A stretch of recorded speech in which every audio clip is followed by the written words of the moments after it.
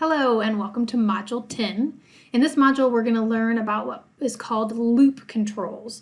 And loop controls are ways to control your program to allow for a slicker user experience from the user side. It allows for your scripts to move past potential errors and actually restart itself in some places if the user provides feedback or input that is not what the program is expecting. So you'll see the objectives for this particular module are that you're going to learn about loop controls.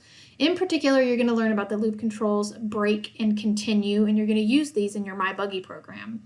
Again, as a reminder, look at your learning resources. You're going to be on Canvas. Online resources, you don't need to go to these now. You'll be directed to go to those at the time you need them, but just to give a one-stop look at the things that you're going to be accessing for the module. And again, make sure that you are creating a module folder on your computer that represents the module that we are in. And then go ahead and click next and we'll do that. We're going to walk through this real quick. As usual, the first thing you're going to do here is just learn about the concept that we're on. So we're going to learn about loop controls and in particular continue, break, and pass. Pass we're going to talk about because pass is a unique way that you can code and kind of put placeholders in your code as you're developing your code. So I'm not going to require it for the class, but if you are a more experienced programmer and in the language that you are familiar with before Python, had this same type of concept of being able to pass over sections of your code so you could go back and work on it later, you might find that interesting. So I wanted to make sure that you knew how to do that in Python.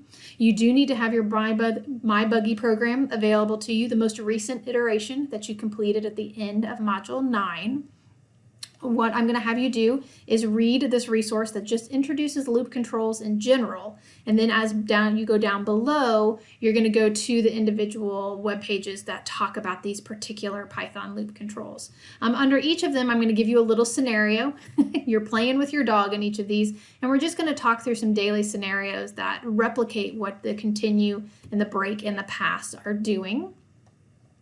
And here with the pass too, even though I'm not going to require it in your MyBuggy program, I do recommend opening up idle shell and typing in what I have on the screen here because it will be a really good way for you to type in that word pass and see what happens, right? You can read through it on the screen and kind of decipher what's happening, but if you type it in, these 3 different examples of creating that list of letters in that word, which is something you've done in a past exercise. Remember your cheer program did a very similar concept of using a for loop to walk through the individual letters in a word.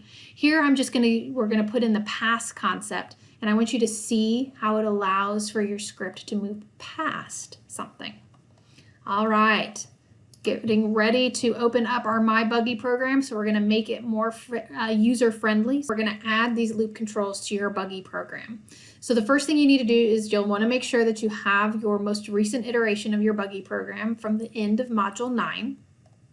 And you're just going to follow through here, and you are going to learn how to use some of these loop controls to make MyBuggy program more user-friendly for no matter how the user interacts with the program. If they type a letter or if they type a number, it's going to allow the program to continue on and operate and give the user some additional information. So we're going to use break and we're going to use continue. So you'll learn how to do that, and you can see on screen the things that you need to put into your program in order for it to function properly. After you do that, you've worked really hard again on that updated buggy program. You're going to update the name to have loop controls in the name, run that program, insert a screenshot of the final output showing that you successfully ran it, and then we will run it as well when we are grading it. So that's what you'll turn in for loop controls, and then you're done. So loop controls is pretty simple. You need to make sure you have your MyBuggy program ready to go because that's what you're going to be updating.